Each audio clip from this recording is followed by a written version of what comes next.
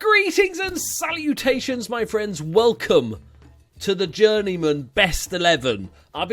It's not really Best 11. It's my favourite 11 players from the Journeyman. Plus, I'm going to do substitutes so I can, squeeze a few more in. So let's put a formation up there. Editor man. Anytime. There we go. Right, so we've got our formation. I'm going to go with the one I used at Liverpool. I think that was our most effective tactic. I think it was just really, really good. And it allows us to play 3 strikers, because strikers are always fun to pick. So, the only rule I've given myself for this is that I'm going to pick a minimum of 2 players from each team. Okay, so, and then the rest, the few players we've got left over, they can come from anywhere. Right, so, without further ado, let's get on to the first choice. And of course, it's Harry Owen. It's Harry Owen, isn't it? It's got to be Harry Owen. I think, from an all-round point of view, Harry Owen was just incredible, right? Let's talk a bit of realism here. He wasn't the best player. Don't tell anyone, but he wasn't actually the best player. Or even that good. But I think just the way... The problem with Journeyman saves in general, and this counts for YouTube and offline, is that they can tend to get a bit bitty, because you get to know a bunch of players and then you move on to the next one. And generally speaking, that's why in my private games I don't really do Journeyman. I stick with the team, lower league, build them up, etc. And I think having that Harry Owen storyline throughout the Journeyman has just been the perfect thing, and I think it's a lot of the reason why I still enjoyed the save, why you guys still enjoy the save, because it was that fun element to the save. So, of course, Harry Owen's going to go at the top of the tree, leading the line, doing what he does, passing with his 1 or 2 passing ability. Right, that was just a given. Right, let's go on to the next one. So, sticking with the Cardiff Met Uni, we need 2 players from each team. We are going to go for the majestically named Aaron Lemon. It had to... Again, there's a theme with the Cardiff Met Uni players. Wasn't very good. We tried to get him to go to Carlo with us, but he wanted like 450 quid a week or something ridiculous. But he was epic. He was a butt of many jokes. I even did a lemon press conference with an actual lemon. Go check it out if you didn't see that. Scroll all the way back. You'll see it in the thumbnail, an actual lemon with a face. But it was brilliant. We all made the jokes about Aaron Lennon, Big Lemon. It's just, we had to pick him. He had to go in the team. So, moving on to Lemke Carlo. This has been one of the best videos to make, because I've just gone and watched about 20 of my videos, like looking at a lot of transfer specials, reminding me of players that we bought, just to give myself a little refresher. And I didn't want to sort of go too much in depth, because I want to think of the players, like which ones are sticking in my brain. One of the players, there's 2 players that really stuck in my brain, apart from Hagrid. Fuck off, Hagrid, I'm still not over that. The 2 players that stuck in my brain, the first one is the legend, the wonder kid that was Ivan Tilith. Now, you might not all remember him. We spent, I did write it down because it was an epic spend, £32,000 on Ivan Tilith. And let me tell you, at the time, that was a shit ton of money. That was like really risking our future of our team just for this one 18-year-old centre-back. But he was epic. For the level we were at Carlo, he was a 5-star player in the making. Unfortunately, I think it was the second season that we had him, our chairman decided to sell him from under us. We didn't have any choice, for 115 grand. We made a nice profit. Also, the chairman was only giving us 5% of any transfer fees. So he basically just stole all the money from that. So, but we got 7 grand back, or whatever 5% is. So, but he was gonna. I wanted to keep him because we were gonna build the team around him. Unfortunately, he didn't stay with us long enough. But he had a really decent career at the top teams in Bulgaria. So next up, from Lemke Carlo, a utility player that I think we need on our bench, and that is Vaseline. I don't even remember what his full name was. Obviously something ridiculous, that's why we called it Vaseline. A really solid player, played with us for a couple of seasons. He could play defensive midfield, central midfield and left back. Didn't like left back very much, but we tried him there quite a lot. Just a really, really good player for our level. He helped us gain promotion and he helped us stay in the league. So he's definitely got to go in the team. So, moving on to probably my favourite club. No, it is. It's definitely. I don't know why. It was my favourite club of the Journeyman. Let me know what yours is, by the way. Which was Venlo. Venlo! Yes! It was brilliant. I think we were there for 4 years, 5 years, maybe 4 years.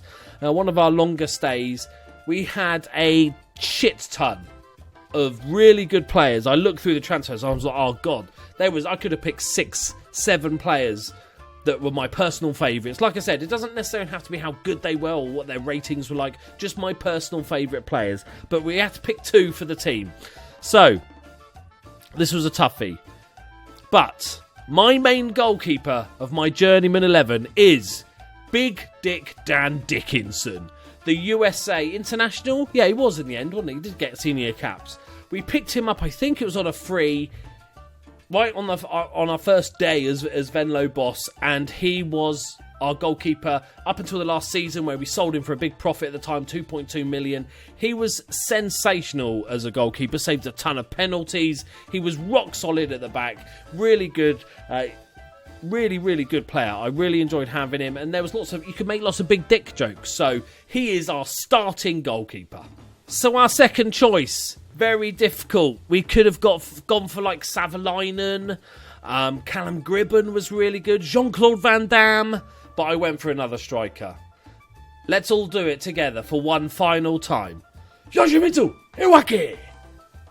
The legend that is Yoshimitsu Iwaki joined the club, I think, on a free. And for 2 seasons was an absolute legend. He was like a friendly bloke. He's just getting on with the rest of the team. We're just sort of making that up. He might have been a dickhead. But he was a really, really good player. He saved us in the first season. He was one of our top goal scorers, I think, in the second season. And was just an epic player. He stayed with the team for about 5 or 6 seasons.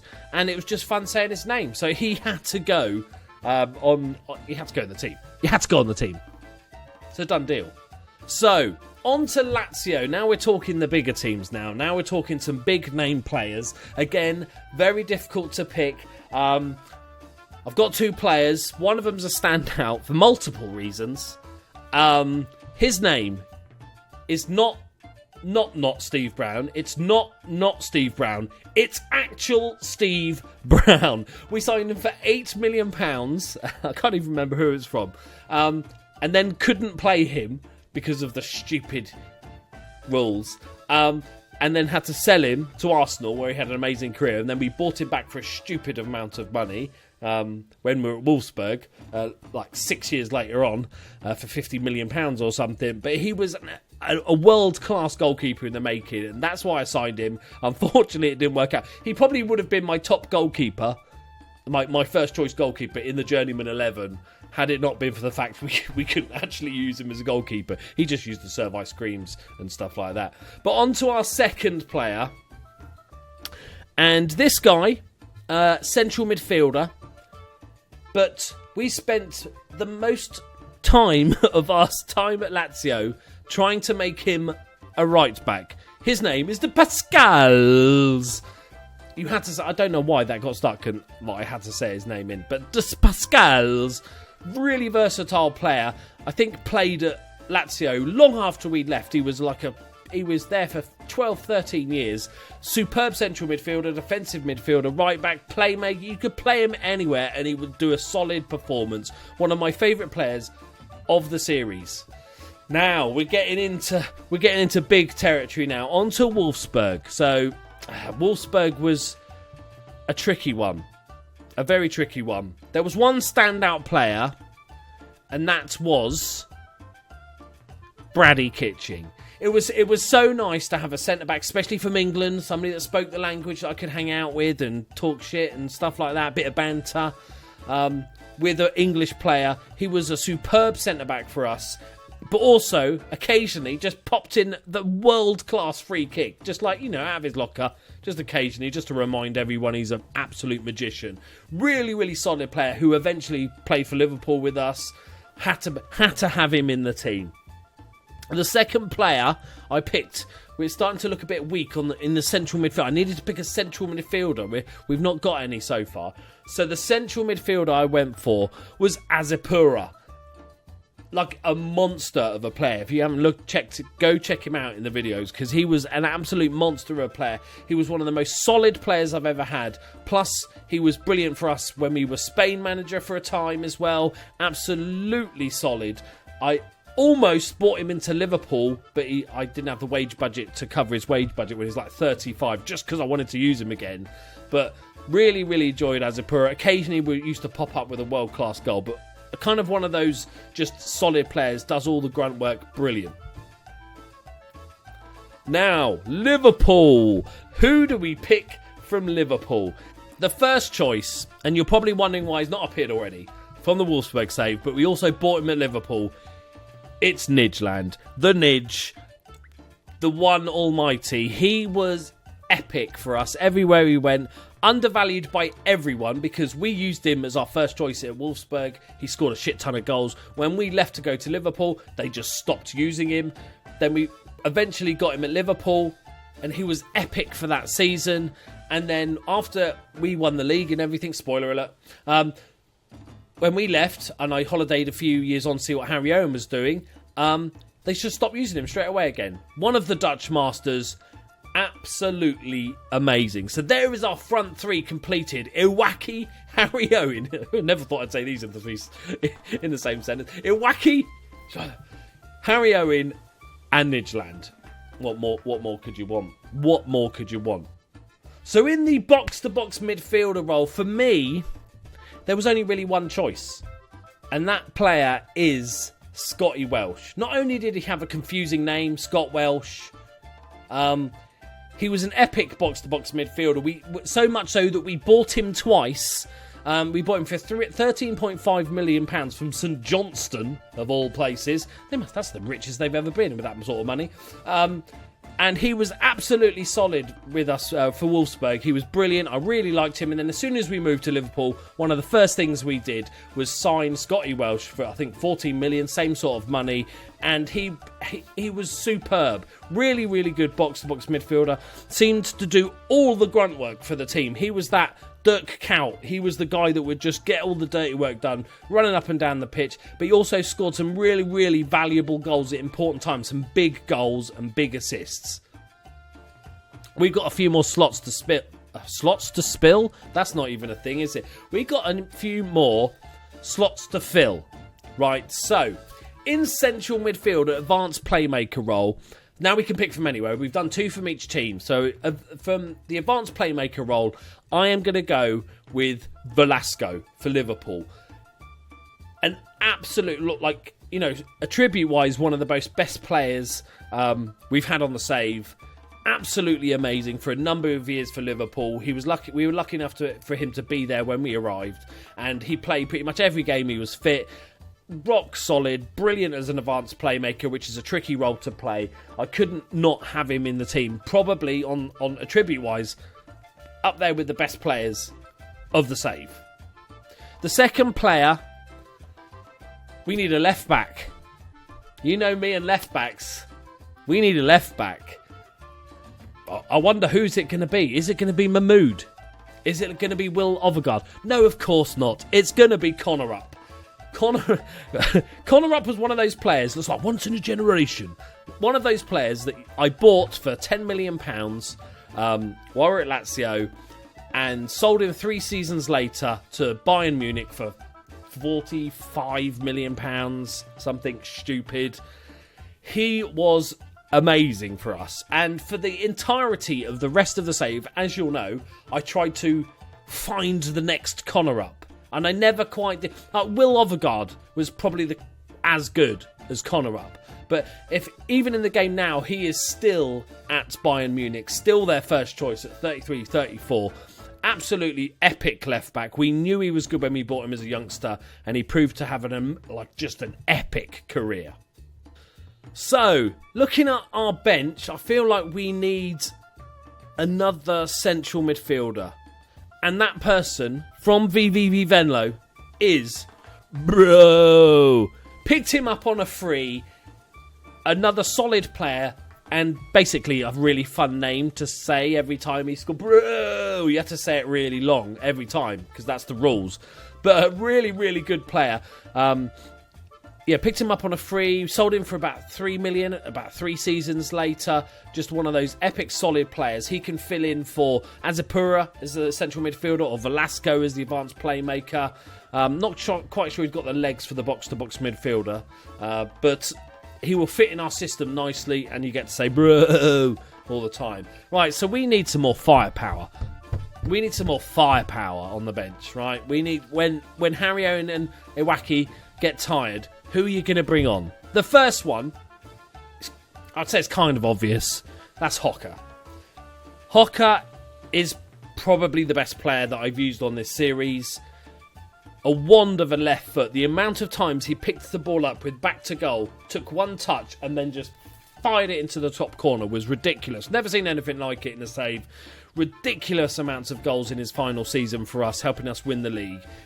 He had to be in the team somewhere. He can rotate with Iwaki, right? Okay, either way works fine. Another striker I wanted to bring into the team, something that gives us a little bit of something different, and that is the man mountain that is Gino Poletti, the 6'8" Lazio striker.